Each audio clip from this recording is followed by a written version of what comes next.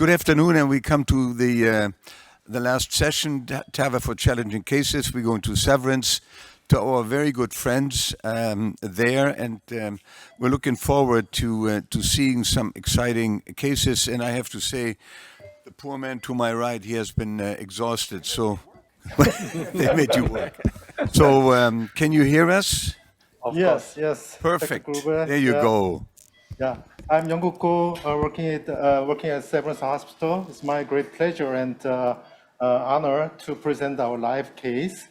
As you can recognize, on my right side, Dr. Myung-Gi Hong, who is the leader of our team, and beside him, Dr. Jong-Il Park. He's a third-year fellow in our hospital, and we have imaging specialist. Another Hong, Dr. Hong, Guru Hong, he's not hippie guru, but imaging specialist. We have also Kwang-Sup Kim, who is the anesthetist, and he's taking care of our patient, vital signs, and sedation. And we have wonderful team of our nurse staff and technicians. I'd like to present our patient for current TAVI live case. So next slide, please. This is a 75-year-old female.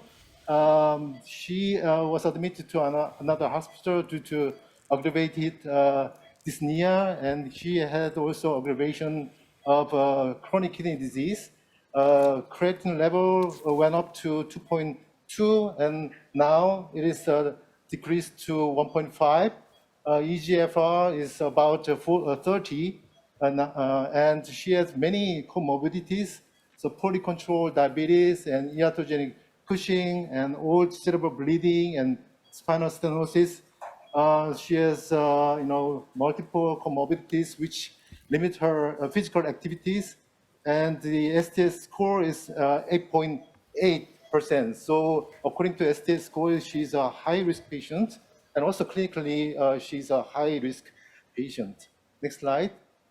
This is baseline ECG, normal sinus rhythm, and QRS is not widened. Next. This is the baseline TTE. LV function is well preserved. Ejection fraction is 67%, and the AVA is 0.9, and maximal and mean pressure gradient is 155 millimercury respectively. Peak velocity is 5 meters per second. She has severe AS combined with mild to moderate AR. Next slide.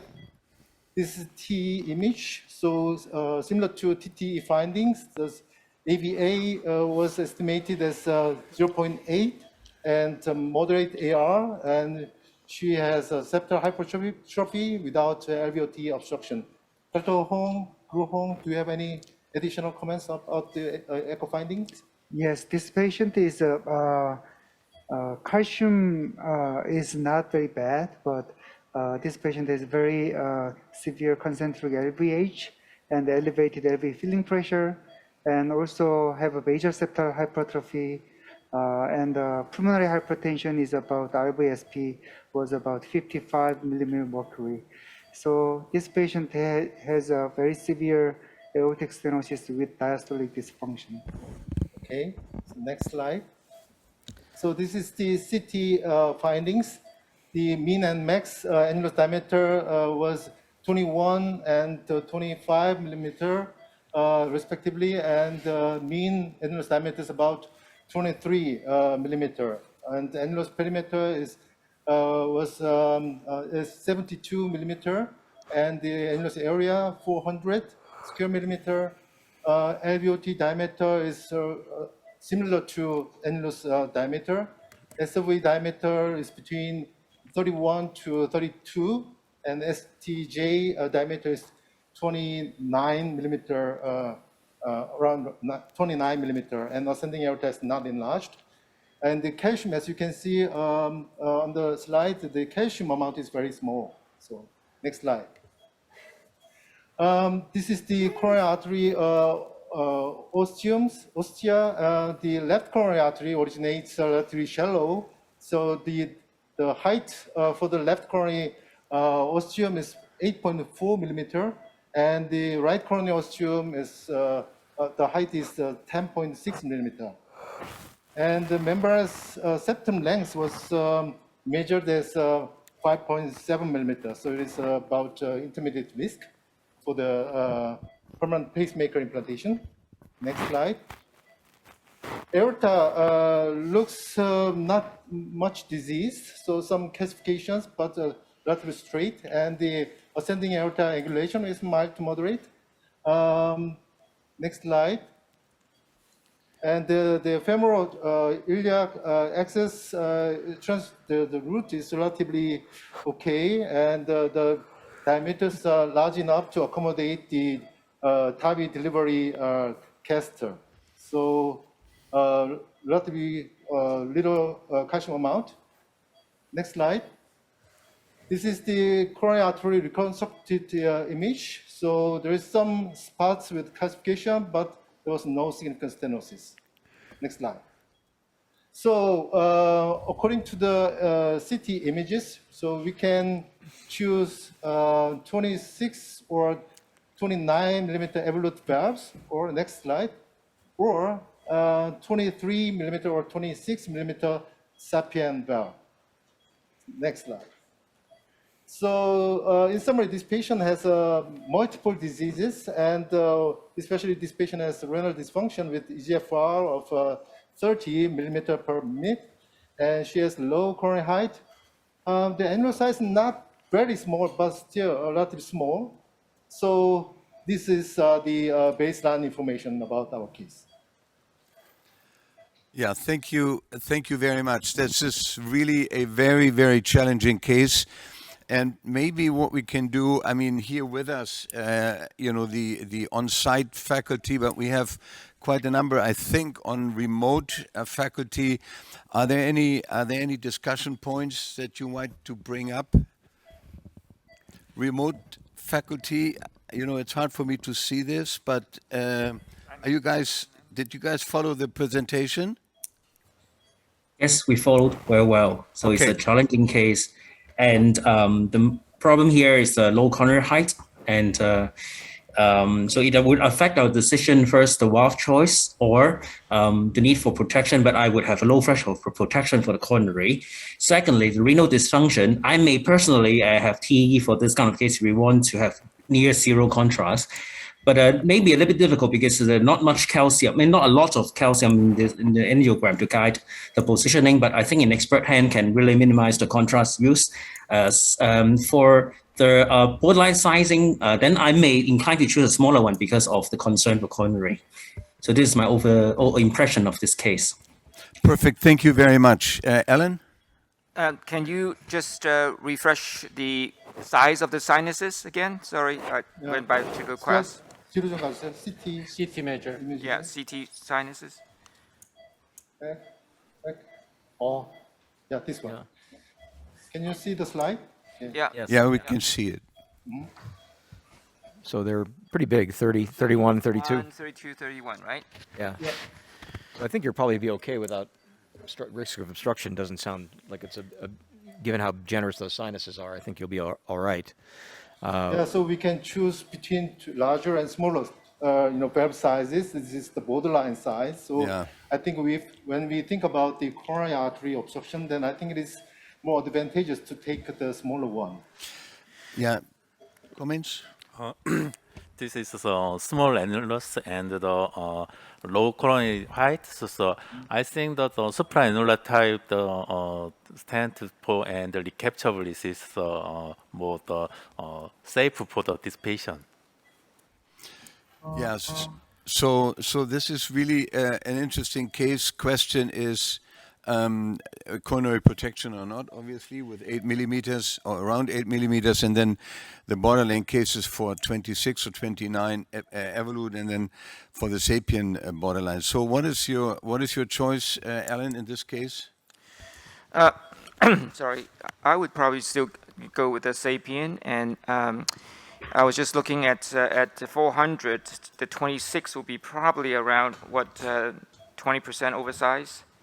So I would say, given the calcium, given it's a renal patient, it may be better to go with a smaller valve with a slightly, maybe a couple of cc, just to kind of aim for about 10% oversize. So you have, it would be helpful to look up the table a little bit in terms of the percent oversizing. So are you guys planning the Evolut R or the Pro in case you will choose the Evolut, or are you tending to do the Sapien? So I think so both systems can work in this patient, Yeah. but due to the low coronary height and also the small annular size, and so when you think about all the complication that might happen in this patient, I think we favor the Evolut system. Okay. But it's not a personal decision. So you take then since- the Evolut 26? Yeah, we are going to have 26 Okay. millimeter. Yes, Evolut Pro. Another clinical implication for this patient to keep in mind is the minimal use of the contrast during the TAVR procedure. Yeah. Historically, the patient experienced acute kidney injury. So at that time, was the creatinine level was markedly increased. So we try to reduce a very small amount of the contrast during the TAVR procedure. That is one of the key points during this procedure. Yeah. So next slide, last slide, please.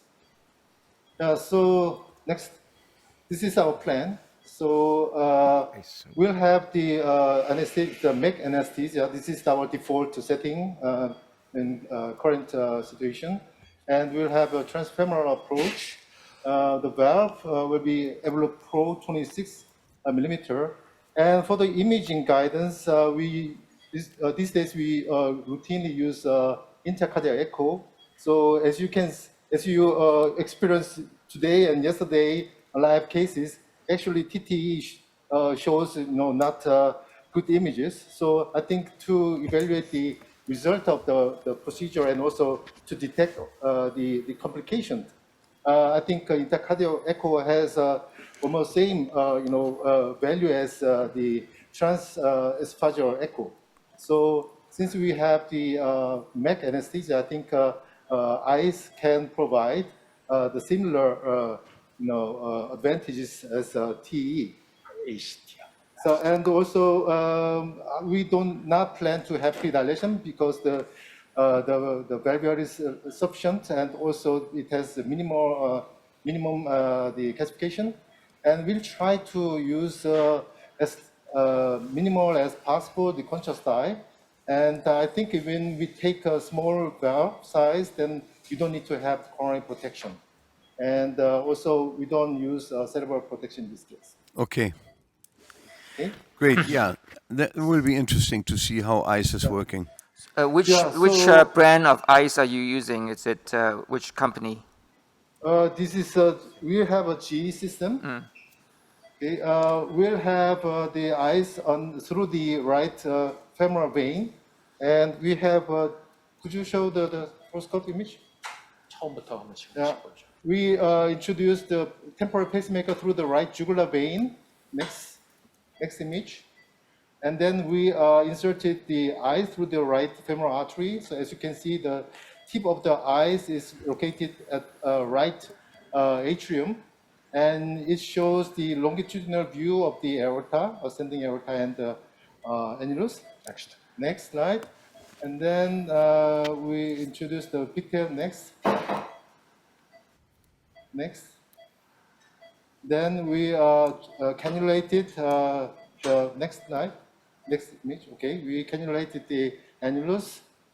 Next. Ventricle. Yeah.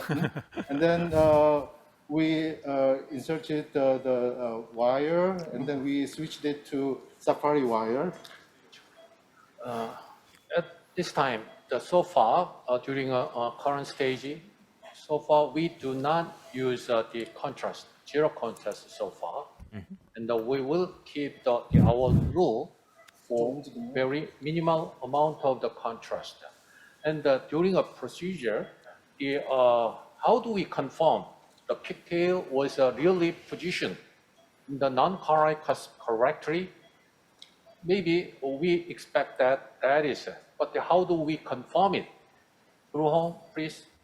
Yes, you can Nice. see the ice images. Actually, the probe is Equinep from Siemens, but Okay. Yeah. ecosystem is GE. Oh, I see. You can see the LVOT view. As you can see here, this is the aortic root and the aortic valve, and here is the LV. And you can appreciate in the if there is some pericardial effusion, you can see here. If we zoom out, you can clearly appreciate in the catheter in the non-coronary cusp. So we can easily identify where the pigtail catheter is located. And we can also appreciate in the basal septal hypertrophy. In patient with the poor renal function, for the minimal or zero contrast, usually the general anesthesia and TE is recommended. But in this patient is the ice guided and local anesthesia. So are you are you using ice routinely or just when you try to save contrast? These days we use IS routinely because we want to have more experience with the device and Very interesting, actually. yeah. All patient. And the benefit of the ICE is the continuous monitoring during the procedure.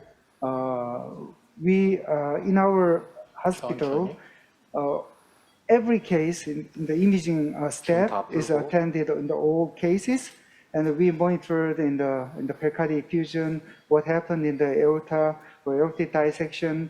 So this ICE image, the benefit of ICE image is the continuous monitoring for the procedures.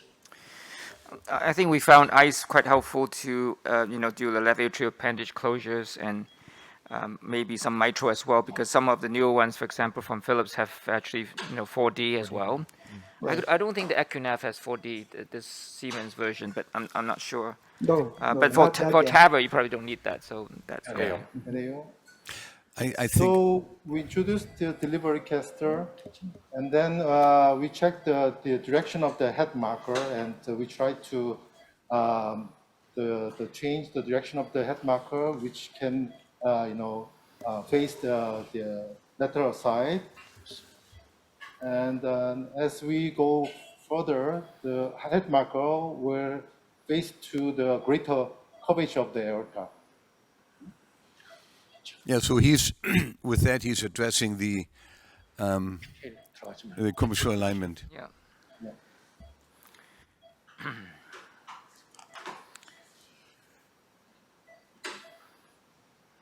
Three cusp view. The head marker.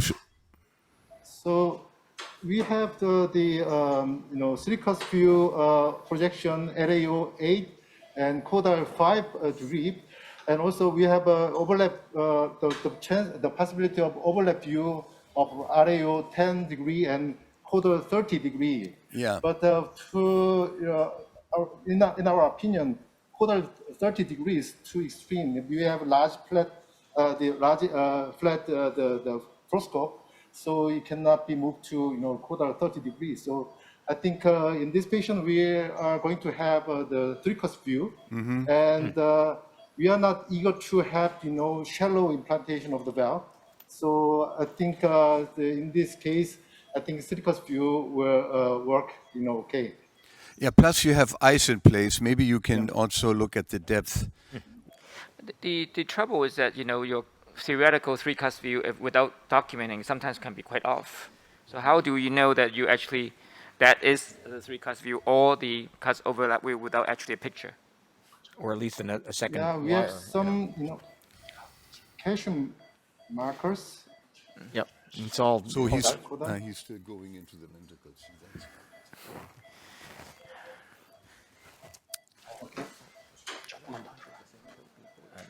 So yeah. So he's Dr. Ko is still deploying the valve in the classic way, getting into the ventricle, and then putting the sheath back. As opposed to starting at 0 and just letting it go in. Yeah, I mean, Instead of letting the valve go down. I guess he said they're not aiming for 0. So we can see the What can you the see on upper ice root, at this point? the Can you? critical tip. Yeah. It's good. Good position. It's good. Can't see anything on the ice. Yes. You can see here. Yeah, Pacing. the pacing.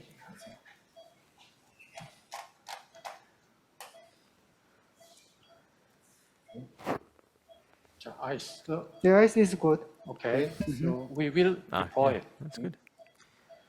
So the ice is helpful. You can see. Can't really see the anterior mitral. Can we enlarge the ice image at all? 아이스 이미지 좀 보여주세요. That's okay.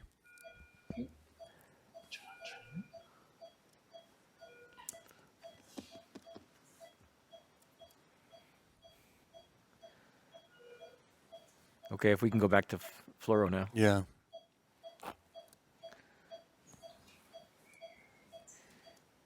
Can we see the fluoroscopy back?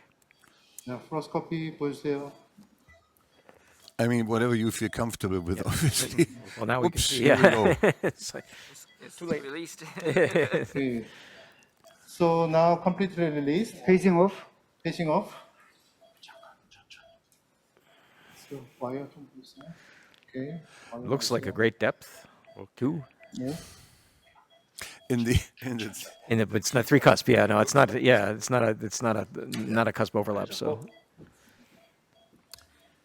maybe go to the cusp overlap now. Actually, very smooth deployment. Yeah, it was easier than mine.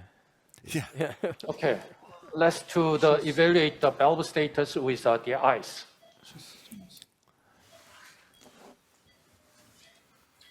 The valve distal margin is located very good, and there's no any complication like as a dissection or some other problem.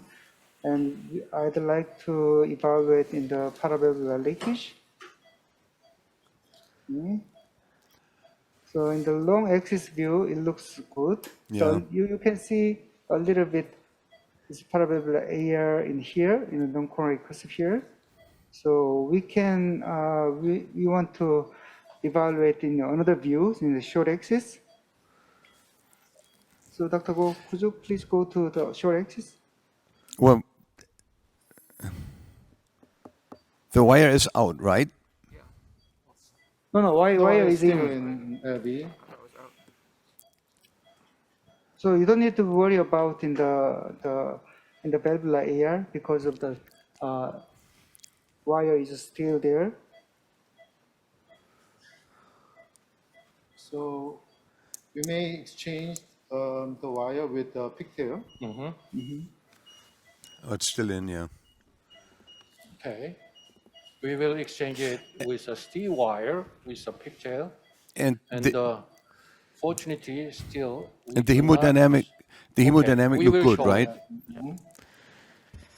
Fortunately, So Eberhard, so far so maybe we don't need really any contrast for all the I was going to say, the ice really fascinated me because I think ice will play a larger role as imaging will get better. I mean, it's still interesting, but it can definitely be improved, and I'm sure this will come, and maybe even one day we can do it without. You're right. I mean, with your CT getting you these, coplanar view, and then you have a cusp overlap view, will be off a little bit, but maybe not too much. And you put the pigtail in your non-coronary, and you trust it out there. You trust your CT. You're off a little bit. You're off a little bit, but Yeah. maybe not enough to worry about it anyway. Yeah, And that's then true. you just release it. But you can see what I liked is this is a very experienced Evolut team, as you could tell. Yeah. Very, very secure on the positioning, and The hemos looks excellent. For me, it's I have to say it's unusual to see Dr. Hong as a second operator, but I have to support my colleague. So when I saw him, he it's deployed. as usual, my pattern. A very small amount of the paravalvular AR is the 7 o'clock position.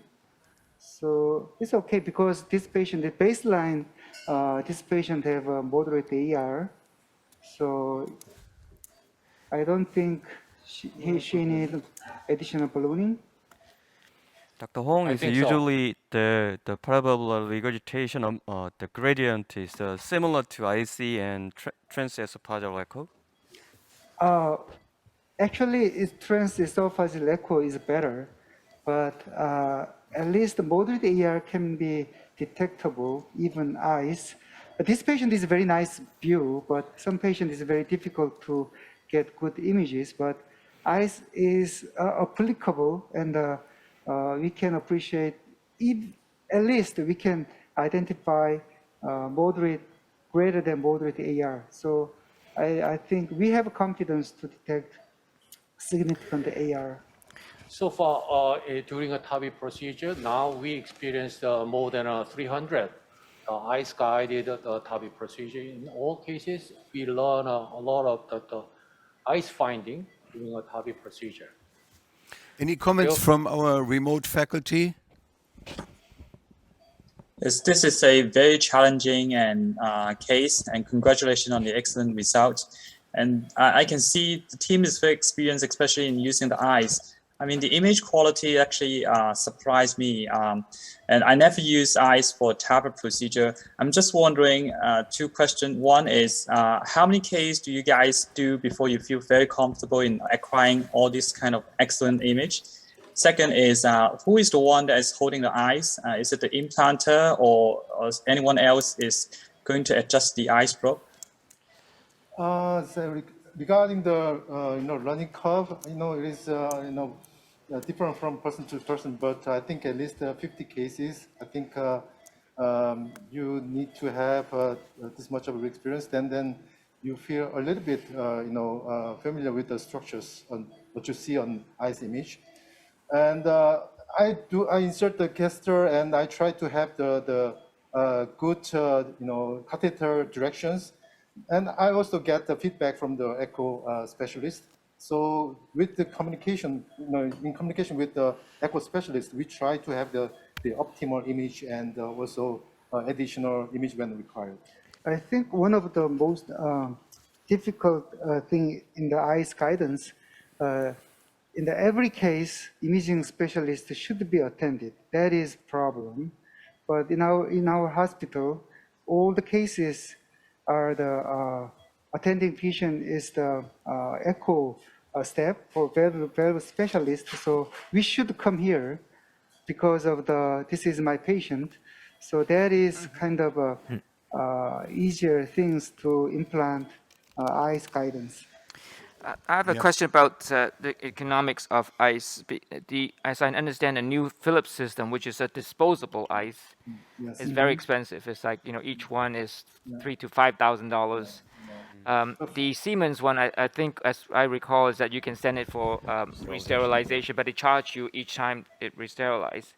So I'm not quite sure how does it operate in Korea in terms of cost. Yeah, fortunately, the ICE is reimbursed by insurance.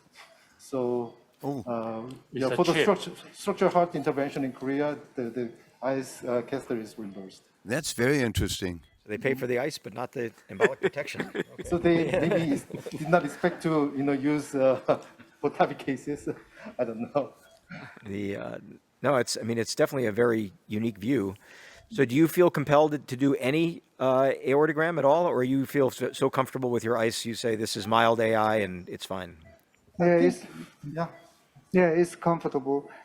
Strut is fully expanded, and very minimal AR in the 7 o'clock directions, but it's acceptable, and there's no pericardial effusion or dissection. So I think we can finish it. That's fantastic. So You heard that the attending physician of the patient is so happy with Bingo. the current result. That was So quick. nobody argue about any procedure about it. Not even. So maybe how do you evaluate the femoral vessels after your TAVR, since you don't want to use any contrast? Do you use ultrasound to take a look? How do you evaluate it, the post removal of the sheath? Usually we routinely check the puncture site with angiogram, but in this patient, I think if the pulse below the puncture site is palpable, I think there'll be a good sign. And if you have some doubt, then you can also do ultrasound and check the patency of the vessel. do you think the 10 cc's makes that big a difference? We believe in finding. I guess you don't want to be accused of getting any contrast nephropathy. So Sometimes the procedure is so complicated at the time, we do not hesitate to use the contrast. So for use of the contrast, another tip is we mix contrast 1-to-1. What I mean is 10 cc injection is include the 5 cc contrast and the 5 cc cell line. So to anyhow, we minimize. Look at the field. They're not even. You don't even see a splash of blood. You know, it's unbelievable. So we may show the rotational image of the valve. Maybe we are sure that the valve is fully expanded. Yeah. But we can show on fluoroscopy. Looks very nice. So with the rotation of the Yeah. Or fluoroscope, the sweep. rotate. Are they going to leave the pigtail there forever? Yes. I think so. Okay. Yeah. So I think it is almost symmetrically expanded. Looks great. Any other comment? Don't forget to take the pigtail out. Yeah. If you want it, we will give it for you. You want it? No, it's good. Yeah. Very good. Very good. I think again is you use contrast, you can certainly cross over and just do a direct injection into the the side that you have the femoral iliac system. Then you can even minimize But a couple of cc's. But no, I think a great Yes. demonstration. The Really fantastic demonstration. I had one question more about the ice. So did it take very much for your echocardiographers to learn ice, or that was natural? That was very easy for them. In Korea, everything is natural. Actually, the other interventionists who do structural intervention, like mitral intervention or other EP specialists, they use a lot of ice. But for the TAVR, there have been not many operators who are familiar with the ice system, so I have to learn it from on my own. But I think it did not take much time. So if you use know the basic projections and some images if you have some images on your head, then I think it's not that difficult. But you need to have the experience, definitely. And the communication between the imaging and the interventionist is very important. So I cannot handle the catheter, but Dr. Go can, change any directions to catheter as I want. So I'm kind of avatar. Well, terrific. Very nice. So congratulations to all of you for a really impressive demonstration on not only the deployment of the valve, but also the imaging. Very, very impressive, and congratulations. And my teacher always said, look at the operating field of interventionalists, then you know how the brain works. Look, nothing, clear, straightforward, very clear. Very impressive. Thank you very much, and have a wonderful afternoon. Bye. Take care. just one gauze that has some blood. Pressure I gel. know, that's the one. I think now we are switching. We see familiar faces, Everybody. and we're looking forward to you guys. Hey, SJ. Well, can you hear me? Yes. Oh yeah, we can always hear you, great. see you. How are you again?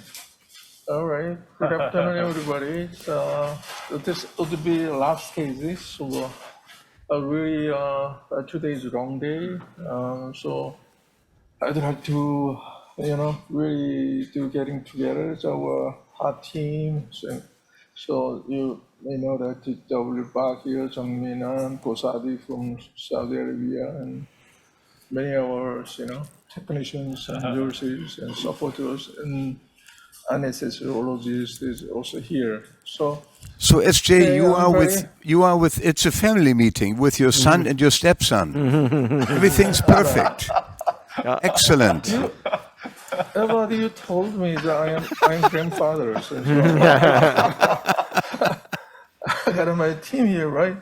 Okay, so would you explain the case first, Dr. Kosadi? Okay. Our patient today is 75, old male with hypertension, and he was admitted with history of shortness of breath and airport chest pain. The echocardiography showed severe degenerative aortic stenosis with normal LV systolic function. Past medical history are remarkable. Next. His weight is 75 and height 163, and STC score is 1.8 and Euro score is 1.6. Next. Echocardiography showed, as I said, LV function, systolic function is 70, aortic valve area is 0.7, peak to mean is 93, 54, and Vmax 4.7, annular 20.3, and the ECG is normal. Next. Maybe it's 23. He underwent PCI to distal RCA 2 days ago. Next. And also PCI to left main and LED. Next. CT analysis, as you see, showed short diameter 18.5, long diameter is 26.9, and the annulus area is 390. Next. Next. SCG and sinus of Valsalva ratio, both of them is large enough. Next. Also LVOT, there is no calcification, and also the LVOT annulus ratio is okay. Next. This is the calcium volume, which is 515, which is quite high. Next. This is also the distribution of the calcium at the plane of the annulus, and also oblique, and also at the aortic abdominal aorta, and also arch of the aorta. Next. Next. This is the coronary height, which is left system 13.5 and RCA 14, which is quite safe. Next. Also, the axis is okay, femoral right and left. Next.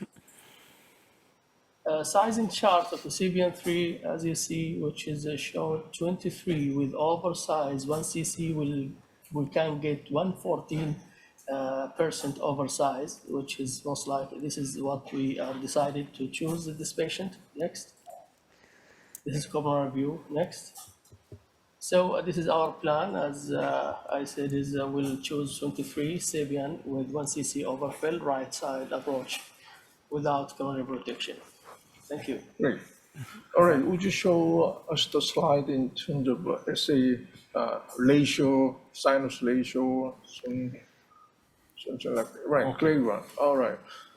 Before the discussions, I'd like to talk about the index in terms of we know that absolute number of diameters, area, something like that. However, we very useful index is ratio, sinus and annular area ratio, and ST junction annular area ratio. The meaning is the ratio is big rather than the mean value. Is quite enough space in terms of upper part of sapien, etc., etc. So we in the geometry of calciums and non-coronary bichronic, sometimes there are low height of coronary osteoisms. However, sometimes if the sinus ratio is big, it's quite enough to avoid coronary obstruction, etc. So lots of cases we have already discussed. However, I'd like to really emphasize, focus on the ratio, sinus ST junction ratio, and amount of calcium. That is another very important factors to procedural outcomes. So, what it shows the last slide, the area of sizing. So we anyway Sizing chart. Okay. right, self-expanding or balloon expandable. However, we are just familiar with Sapien Ultra at this time. Yes. So we're gonna make some 14% area of sizing, right? Yes. All right. 14%. Any discussion point about?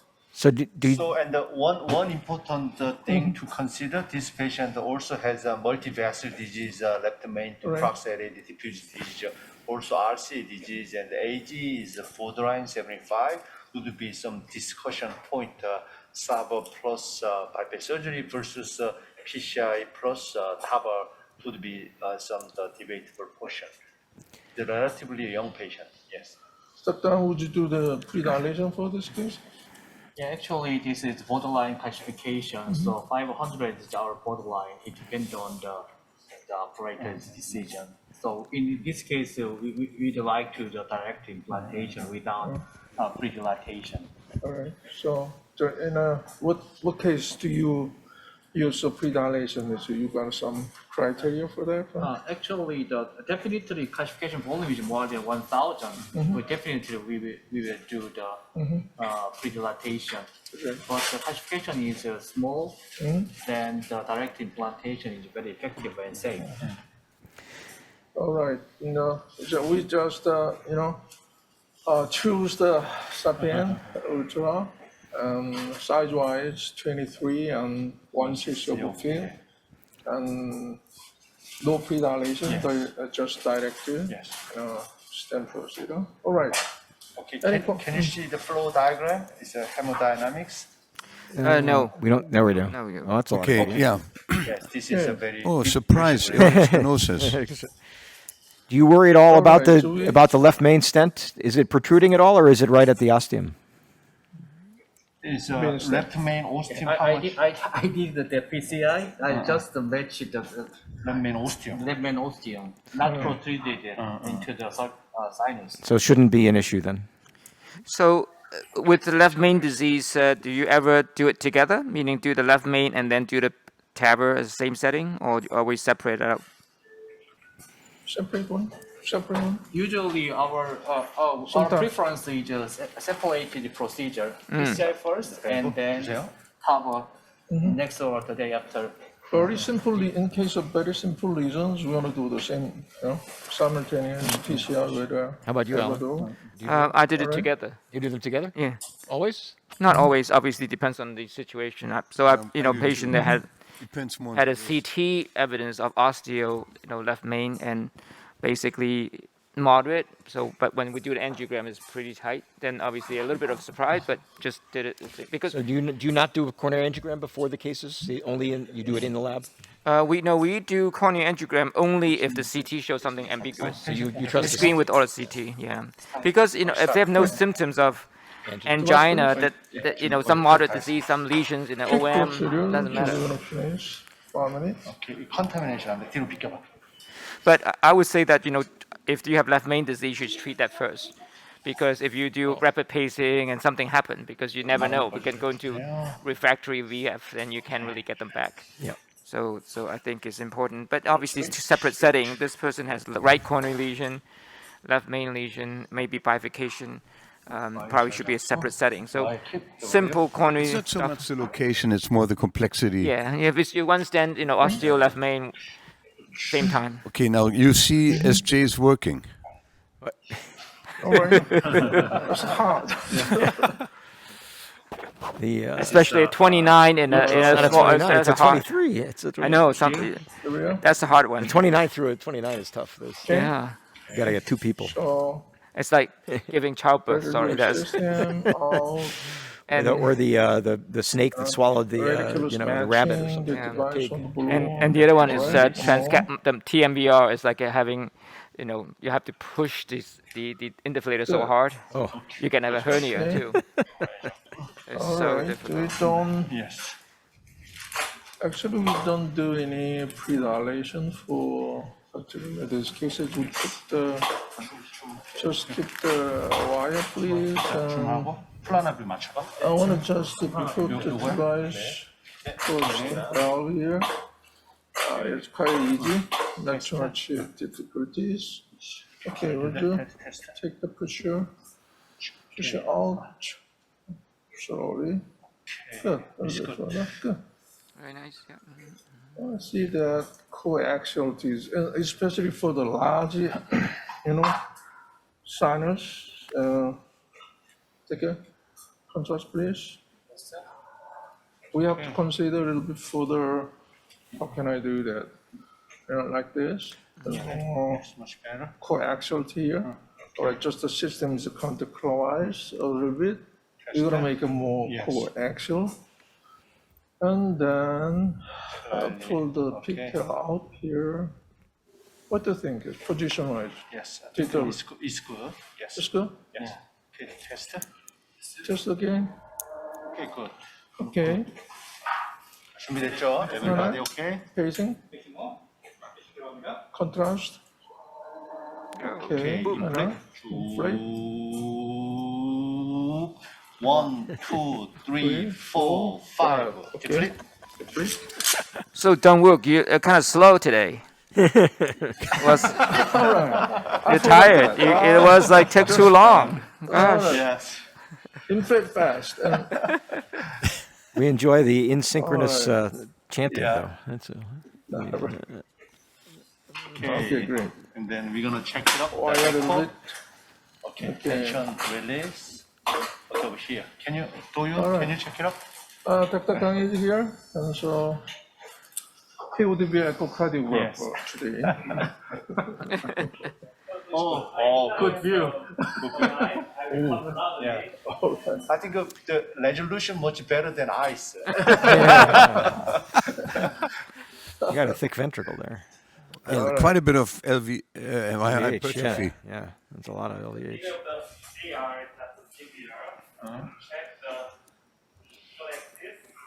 Cross section. Yes. All right. Oh, almost expert. Okay. All right. Half of it. There's some. Yes. That's Top color. look. Follow the short exchange shows minimal degree of the parameter Yes. Nearly minimal. in terms of the severe or difficult vegetation in the bed. And has no secondary fusion. I show you. Good. Chamber view. Hmm? Another chamber view. Show no difficult vegetation. That bed. I think the result will be complex. Yes. No worries. You think we don't need the air to run Yes. The to? resolution is much better than ice. All right. Okay. So, 이거 tell you not to 제가 anyway. 앵글을 살짝만 맞추겠습니다. Okay, we're gonna take a picture here. 잠시만요, 선생님. 잠시만요. 풀로 Control, please. 풀샷. Okay, good. No AR. Yeah, good one. Oh, I almost think we, perfect, right? we remove and then the pressure gradient. Okay, I don't 1, 2, want to 3. pressure gradient. He doesn't want to. 디테일 줘보세요. All right, picture, please. Yes.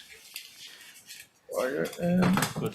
I think we should do minimal TAVR, not check anything. Yeah, check anything. Just put it in and just say. Assume it's okay. It usually works. so. All right. Anyways, we accumulated lots of experience, and we learned. Important thing is pre-procedures, ridiculous measurement of CT. Yes. That is That is our really, focused point. So size-wise, one session of the field, two sessions of the field, actually that is very important for sapien. Okay, it's the Sapien Ultra is much better than to reduce PVR. We will measure simultaneously pressure. Good. Sorry, pressure. Okay. Sorry. Alright. Good. Okay, we're gonna show. Okay, here is absolutely there is no pressure gradient at all, and the AR index was good. It's more than 40. It's excellent. And then we're gonna check the final. Enjoy. Already did it. Yes. Here. All right. I already did it. 요 테스트하고 이거 빼고. Oil.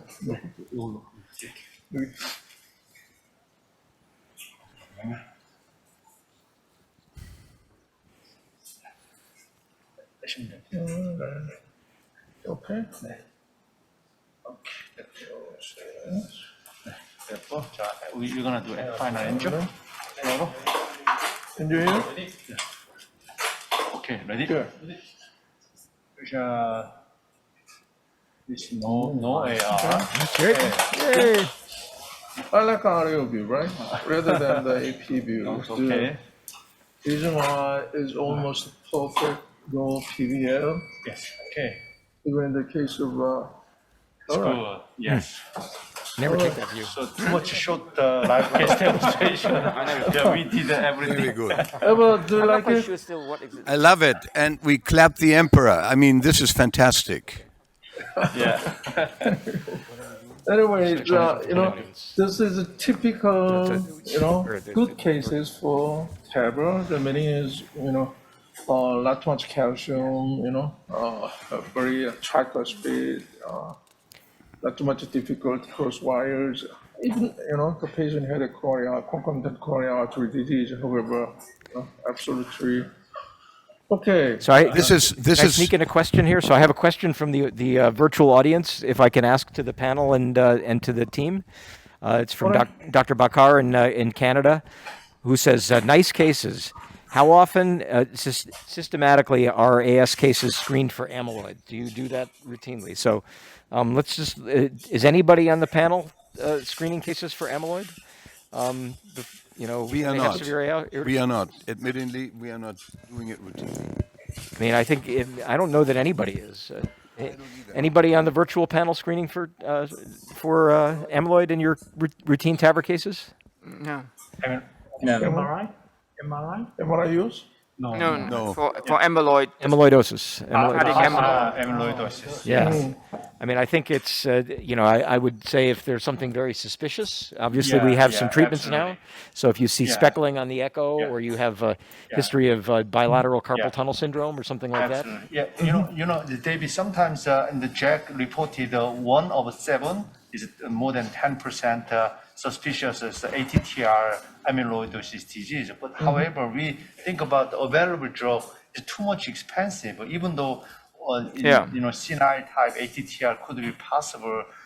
We don't have a treatment with some active drug from Pfizer. It's too much expensive. So you can't provide that treatment to your patients even if you know. Absolutely.